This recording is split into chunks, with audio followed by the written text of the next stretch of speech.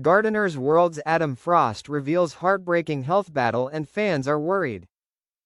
Adam Frost, a man with a gentle smile and a strong love for plants, was once the ideal model of a TV presenter. He was the star of Gardener's World, a show that inspired millions of viewers about the beauty and wonder of nature. However, few people knew that behind the spotlight and lush garden, Adam was facing a storm of life. In 2022, when the COVID-19 pandemic broke out, Adam and his family faced unprecedented challenges. His wife, Selena, was hospitalized with sepsis, a life-threatening disease. Their youngest daughter, Amber Lily, was only 15 and was also battling an eating disorder. Meanwhile, Adam contracted COVID-19 and had to self-isolate in his room for 10 days. During this time, he realized he was depressed and exhausted. "We went through so much in such a short space of time. I felt like I was in a dark place and couldn't get out," Adam shared in a later interview. After being diagnosed with depression and burnout, Adam decided to seek help from a mental health professional. He started attending therapy sessions and learned to cope with his emotions. However, what he found most difficult was not being able to find joy in his favorite activity, gardening. "The garden used to be my place of peace and joy. Now, I can't go outside without feeling tired and depressed," Adam confided. Realizing the need for change, Adam and Selena decided to sell their large house in Lincolnshire and move to a smaller house, closer to nature. The new house had a beautiful small garden, where Adam could start over. "This is a new space, a new beginning. I hope that this garden will help me find joy and balance in my life," Adam shared. With the support of his family and experts, Adam began to spend more time in his new garden. He took care of each tree and flower and gradually felt a change in his soul. The garden became a place where he found comfort and joy, where he could forget his worries and reconnect with nature. "The garden is not only a place for me to work but also a place for me to heal. Every time I take care of the plants, I feel like I am healing myself," Adam shared. Seeing the positive changes in his life, Adam decided to share his journey with the community. He wrote a book about his journey to overcome illness and find joy in gardening again. The book quickly became a source of inspiration for many people who are struggling in life. "This book is not only my story, but also the story of everyone who is struggling with illness and mental crisis. I hope that it will help them realize that they are not alone," Adam shared. Currently, Adam continues to do what he loves, gardening and sharing knowledge with the community. He also participates in TV shows and podcasts to inspire people about the benefits of gardening for mental health. "Life is not always easy, but I believe that with love and perseverance, we can overcome any challenge," Adam affirmed.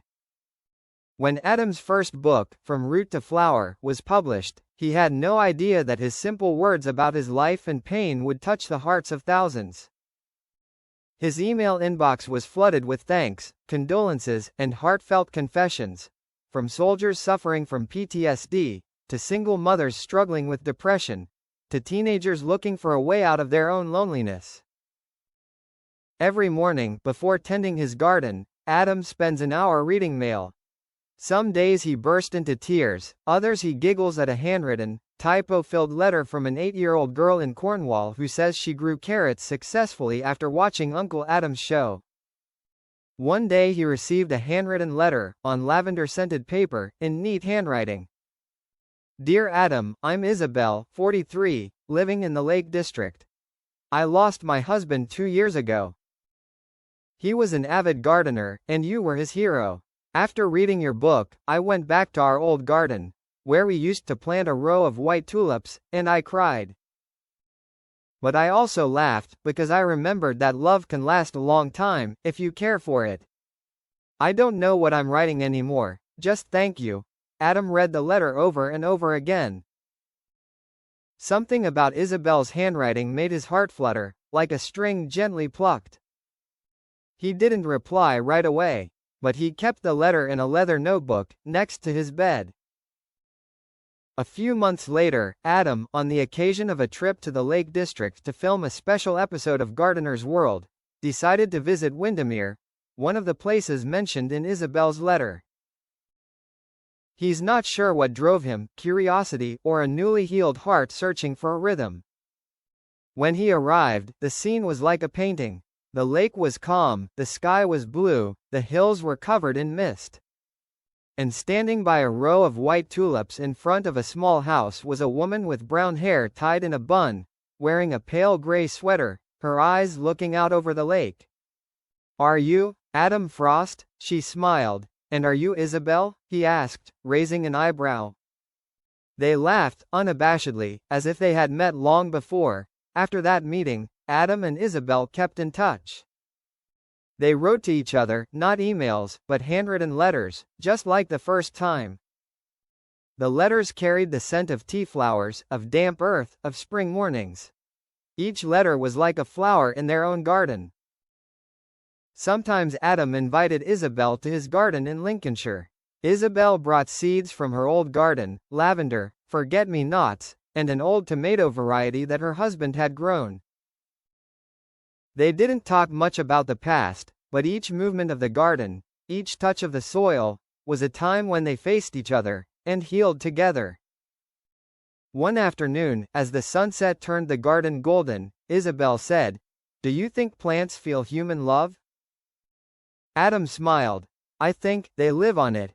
The following year, Adam and Isabel co-founded a community project called the Garden Letters, where people could write handwritten letters, sharing their stories, and in return receive a packet of seeds from Adam or Isabel's garden.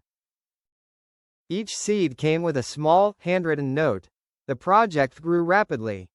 Seeds were sown from England to France, Germany, and even Japan. On Instagram, thousands of people shared pictures of the first flowers they had grown thanks to Adam and Isabel. But more importantly, they shared their own stories, and found like-minded friends. A single mother in Bristol wrote, "For the first time in 3 years, my son and I have been in the garden together." A young man recently released from rehab shared, "I don't know how I would have survived without that garden."